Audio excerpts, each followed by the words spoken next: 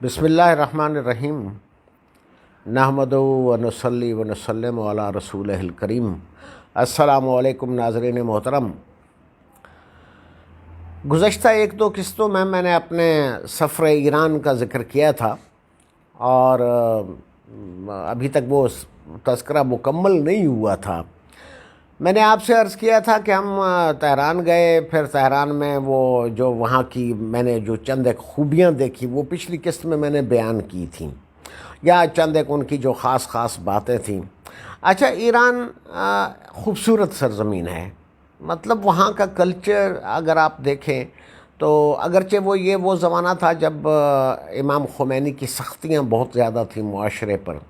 لیکن اس کے باوجود جو وہاں کے لوگ ہیں وہ اپنی ایک تہذیب اور ثقافت، ہر قوم کی اپنی ایک تہذیب اور ثقافت ہوتی ہے، ہماری بھی ہے، ان کی بھی ہے، عربوں کی بھی ہے، فرنگ اور جو یورپین کلچر ہے وہ بھی ہے۔ تو ہر قوم اپنے کلچر سے بھی اس کا ایک بڑا گہرا تعلق ہوتا ہے۔ اگرچہ ہم کسی ایک کلچر میں بہت کم نظر آتے ہیں، ہمارے یہاں زیادہ تر علاقائی سطحوں پر کلچر متعارف ہوتے ہیں، لیکن اصل کلچر یہ ہے کہ آپ ایک قوم کی حیثیت سے اپنے کلچر کو متعارف کرائیں۔ تو ایرانی قوم میں یہ خوبی ہے کہ وہ ایک ہی قوم کی حیثیت سے اپنے کلچر کو متعارف کراتے ہیں۔ میں نے آپ کو بتایا کہ جب ہم شروع میں تو ہمارا تہران میں کچھ دن قیام رہا، پھر وہ ہمیں وہاں سے اپنے خوبصورت ترین جو ان کا صوبہ جسے وہ کہتے ہیں مازندران، وہ وہاں لے گئے۔ اس کے ایک دو چھوٹے چھوٹے شہر ہیں، بابل ہے، آمل ہے، بابل سر ہے، اور یہ صوبہ جو ہے یہ کیسپین دریا کے کنارے، کیسپین جو سمندر ہے اس کے کنارے پر ہے۔ تو کیسپین حائل ہے ازبکستان اور ایران کے درمیان۔ تو اس سیمینار میں، چونکہ سیمینار تھا، انٹرنیشنل سیمینار تھا تبری کا، تو دنیا بھر سے اس میں لوگ شریک ہو رہے تھے۔ ازبکستان سے بھی لوگ آئے تھے، ہالینڈ سے بھی آئے تھے، جرمنی سے بھی آئے تھے،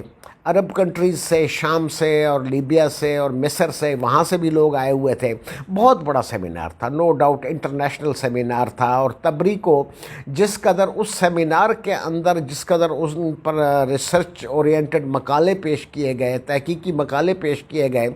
شاید کبھی اور نہیں ہوئے ہوں گے۔ تبری کا اصل تعلق ایران سے تھا، لیکن بعد میں وہ خیر ایران چلے گئے، پر ان کی جائے پیدائش یہ آمل اور بابل سر اور بابل، یہ معاف کیجئے گا مجھے کچھ تعامل ہو رہا ہے، آمل اور بابل سر، یہ صوبہ مازندران، یہ علاقہ ان کی آبائی پیدائش تھا۔ تو یہاں چھوٹی کچھ یونیورسٹی کے کیمپس تھے، یا دانشکدہ، وہ کالج کو دانشکدہ کہتے ہیں، تو وہاں پر سیمینار رکھا گیا تھا، اور ہم نے اس سیمینار میں شرکت کی۔ اس کے ساتھ ساتھ سیر و تفریح بھی ہوئی، وہاں بڑے اچھے چھوٹی جگہوں پر بھی بڑے اچھے ایران خاصا شاہ کے زمانے میں تو اس کی بہت ترقی ہوئی تھی، لیکن بعد میں پھر شاہ کی وجہ سے حالات خراب ہوئے، اور پھر یہ دوسری حکومت آ گئی، انقلاب آیا، اور وہ اس وجہ سے اچھا، ایران کی ثقافت کے اندر جو ان کا کھانا پینا تھا وہ ہمارے لیے ذرا تھوڑا سا مسئلہ تھا، کیونکہ یہ جو پاکستان اور انڈیا کے کھانے ہیں، ہم اسپائسی فوڈ زیادہ کھاتے ہیں، مسالے دار، ہمیں چٹپٹی چیزیں اچھی لگتی ہیں۔ وہاں میں نے دیکھا کہ وہ ایک ان کی جو عام سادہ ڈش ہے چلو کباب۔ اب وہ چلو کباب کہتے ہیں کہ چاول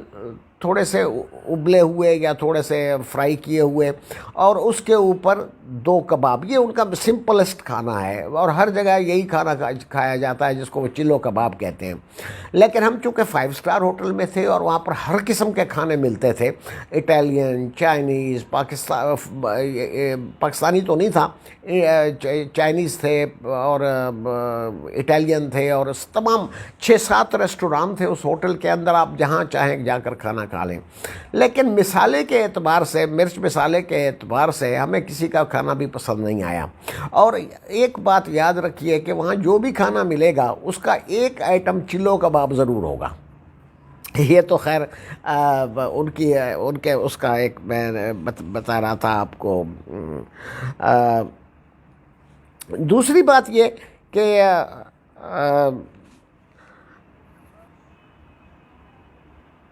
میں نے آپ کو پہلے بھی بتایا کہ جو پارکوں کا بڑا کلچر ہے، تہران میں پارک بہت زیادہ ہیں۔ اچھا، ہم کیسپین کے کنارے پر بھی گئے، لیکن ہم چونکہ سرکاری پروٹوکول میں تھے اور وہ جو پاسداران انقلاب کی گاڑیاں تھیں وہ ہمارے ساتھ ساتھ چلتی تھیں، تو وہ ہمیں کیسپین کے کنارے پر تو لے گئے، لیکن وہاں جو لوگ موجود تھے ان کو انہوں نے ڈنڈے ونڈے مار کر اور بھگا دیا اور ہمیں صرف سمندر ہی دکھایا۔ بہرحال بڑی خوبصورت منظر تھا، سمندر تھا، اوپر بادل چھائے ہوئے تھے، ہلکی ہلکی رمجھم ہو رہی تھی، سرسبز چاروں طرف خوبصورت گرینری، اور جیسے ہمارے یہاں شمالی علاقہ جات ہیں، میرا خیال ہے ہمارے شمالی علاقہ جات ان سے زیادہ خوبصورت ہیں، لیکن وہ بھی کچھ کم خوبصورت نہیں تھے۔ بہرحال وہاں ہم نے یہ دن کوئی 15 دن 20 دن وہاں گزارے، اور وہاں جو چیزیں دیکھنے کی اور تھیں وہ ہم نے سب دیکھی۔ مثلا تہران یونیورسٹی کے اندر ہم نے اس کی شاندار لائبریری دیکھی، تہران کے بازار دیکھے، وہاں شاپنگ بھی کی، ہم نے تھوڑی بہت شاپنگ بھی کی، چونکہ یہ ایک ہمارا کلچر ہے کہ ہم جب کسی دوسرے علاقے میں یا دوسری ملک میں جاتے ہیں تو تھوڑی بہت شاپنگ ضرور کرتے ہیں، اگرچہ وہاں کوئی چیز ہمیں ایسی تو وہاں نہیں ملی جو پاکستان میں نہ ملتی ہو، وہی سب چیزیں جو یہاں ملتی ہیں وہاں بھی موجود تھیں، اور لیکن قیمتیں البتہ ضرور کم تھیں، کیونکہ جو ان کی کرنسی ہے توبان وہ بہت گری ہوئی تھی، اور ہمارا روپیہ بہت طاقتور تھا اس وقت، تو ہمیں خاصی سستی شاپنگ گویا ہم نے وہاں کی۔ واپسی کا سفر ہمارا، وہ سبت حسن رضوی صاحب کا میں نے ذکر کیا، وہ میرے ساتھ تھے۔ ایک رات وہاں ہمارے ساتھ ایک مسئلہ ہوا، رضوی صاحب کو شدید قسم کا کھانسی کا دورہ پڑا، وہ شاید دل کے مریض بھی تھے، تو وہ بیچارے بڑے گھبرا گئے۔ اب رات کا وقت تھا، آدھی رات کا وقت تقریباً، اور ہم اپنے کمرے میں سوئے ہوئے تھے، تو ان کو کھانسی کا شدید قسم کا دورہ پڑا، تو وہ گھبرا گئے، اور اس وقت ہم نے ہوٹل والوں کو ٹیلی فون کیا اور ان کو بتایا میں نے کہ ہمارے اس طرح سے ساتھی ہیں اور ان کو تکلیف ہے۔ اب ہوٹل والوں کے پاس کوئی ڈاکٹر واکٹر وہاں موجود نہیں تھا، حالانکہ 5 اسٹار ہوٹلز میں عام طور پر ڈاکٹر بھی آن ڈیوٹی ہوتے ہیں یا آن کال ہوتے ہیں، تو وہاں کوئی نہیں تھا۔ بہرحال انہوں نے ہمیں ایمبولینس یا گاڑی انہوں نے ہمیں فراہم کی۔ اچھا، سبت حسن رضوی صاحب اتنے گھبرائے، انہوں نے فوراً سارے اپنے پیسے، اپنا ایڈریس مجھے نکال کر دے دیا کہ پتہ نہیں میں دنیا سے چلا جاؤں گا، لیکن وہ ہمیں انہوں نے فراہم کی۔ اچھا، اس موقع پر ہم ہاسپیٹل گئے۔ اچھا، ہاسپیٹل کو ایران میں بیمارستان کہا جاتا ہے، الفاظ اپنے اپنے ہوتے ہیں، اصطلاحات اپنی اپنی ہوتی ہیں، یہ بھی آپ کے لیے یقیناً حیران کن بات ہوگی کہ ہسپتال کو وہاں بیمارستان کہتے ہیں۔ ہم چنانچہ رضوی صاحب کو لے کر بیمارستان گئے، وہاں انہوں نے فوراً ECG وغیرہ کیا اور کچھ فرسٹ ایڈ ٹائپ چیز دی، ان کی طبیعت بحال ہو گئی اور ہم خیر خیریت سے واپس آ گئے۔ تو یہ سفر ایران کا حال تھا،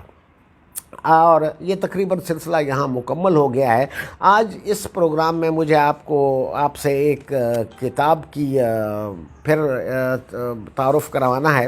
یہ کتاب ہے از خاک دین پناہ۔ یہ کتاب حنیف سیماب صاحب شاعر ہیں، ادیب ہیں، صحافی ہیں، پبلک ریلیشنز آفیسر ہیں،